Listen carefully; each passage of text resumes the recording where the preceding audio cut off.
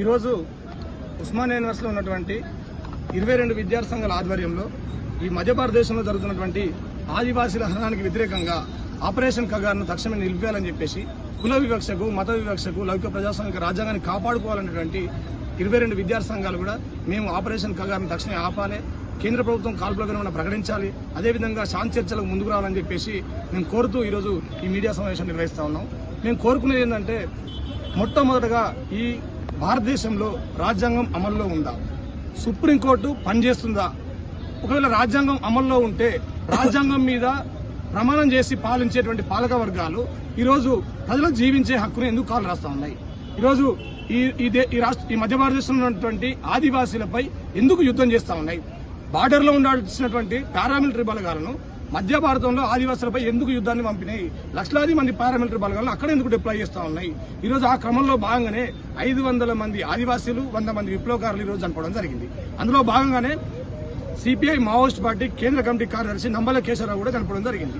నేను అడుగుతా ఉన్నాను, నంబల కేశవరావు స్పష్టంగా తను ఎంటెక్ చేసిండు, 70 వరంగల్ ఆర్ఈసీలో ఎంటెక్ చేసిండు.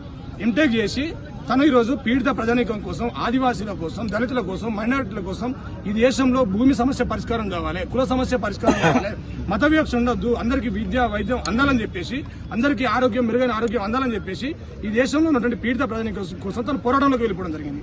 వాళ్ళ కేంద్ర కమిటీ అధికార ప్రతినిధి అభయ్ కూడా స్పష్టంగా వాళ్ళ ప్రకటనలో తెలియజేయడం జరిగింది.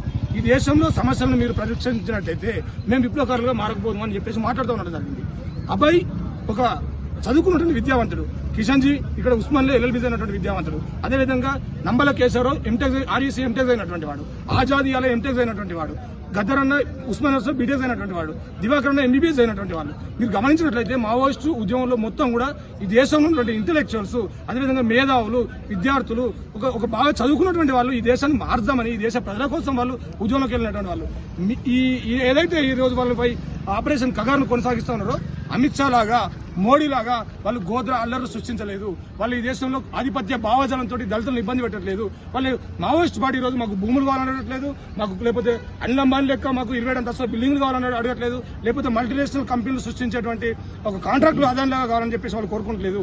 ఈ దేశంలో వాళ్ళు అడుగుతున్నది ప్రజాస్వామ్యం, ప్రజల హక్కులు, అందరికీ సమానత్వం ఉండాలని చెప్పేసి వాళ్ళు పోరాటం చేస్తా ఉన్నారు.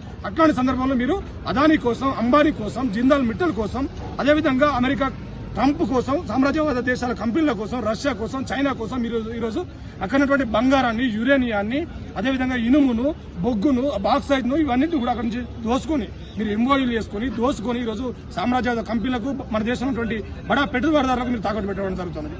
ఇట్లాంటి ఇందుకోసం మాత్రమే మీరు ఈరోజు ఆపరేషన్ కగార్ను కొనసాగిస్తూ ఉన్నారు. మేమేమంటా ఉన్నాం, ఈ కగార్ అనేది ఒక నీతివాహ్యమైన యుద్ధం.